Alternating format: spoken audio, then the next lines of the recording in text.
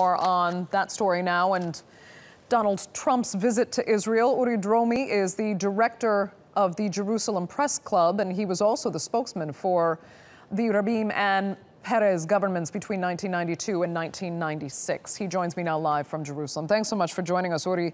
While we try to analyze speeches and exchanges so far on this trip, you've said from the beginning that there's really no way Trump's visit can even be meaningful.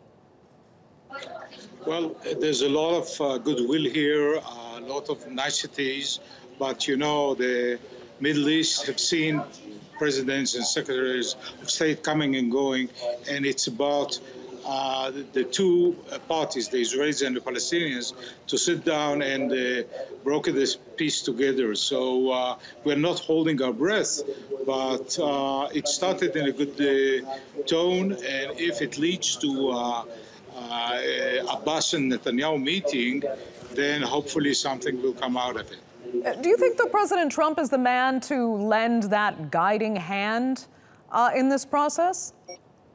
Look, everything else failed, so maybe this unconventional leader will come up with something we haven't seen yet.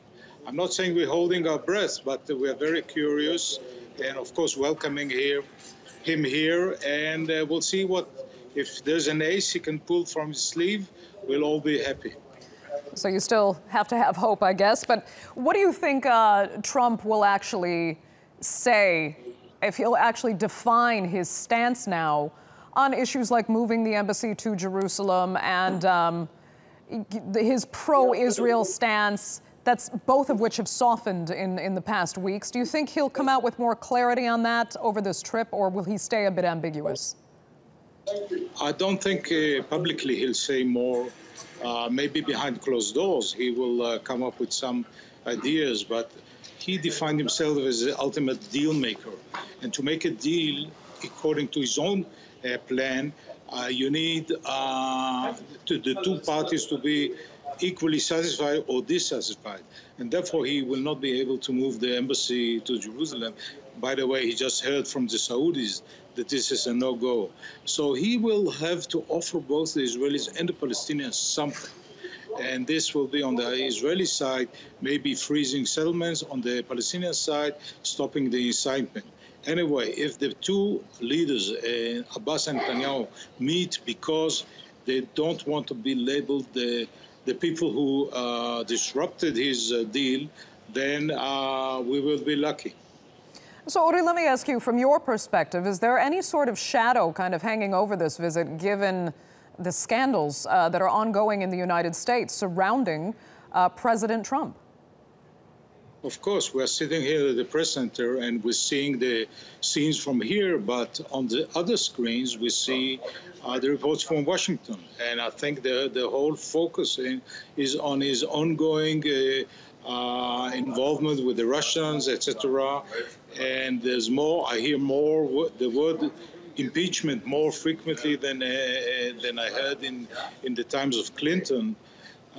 So yes, people here are wondering if this is the kind of omnipotent American president who can broker a deal here, or is it a lame duck already? So and the pace of events in Washington are that every day you have the new scandal, new leaks, new revelation. So I think we'll know more in a few days if this president is really he can carry enough weight to make good of all the promises he gives here in Asia. Let me ask you then, I mean, it's not just about President Trump's role in the peace process here. It's also about the people he has chosen to be involved in negotiating the peace process. What do you make of the administration's picks, not least his son-in-law, Jared Kushner, to play a role in peace in the Middle East? Yes. Well, this is his choice of people. It's no secret that they are supportive of Israel. But once the policy is decided by the president, then everybody, including the ambassador here, who is also supportive of Israeli settlements, will sing in the same tune. He spoke about Jared Kushner, his son-in-law, as the greatest deal maker. Some of us here in the region know that no American can broker peace between the parties, but the parties themselves. This is how it happened with the Israelis and the Egyptians, and Israel and Jordan, and it will happen the same with the Palestinians. The two leaders have to sit down and decide that they want to make peace. All the rest is not so important. Okay, Uri Dromi, we're going to have to leave it there. Thank you so much for joining us from Jerusalem.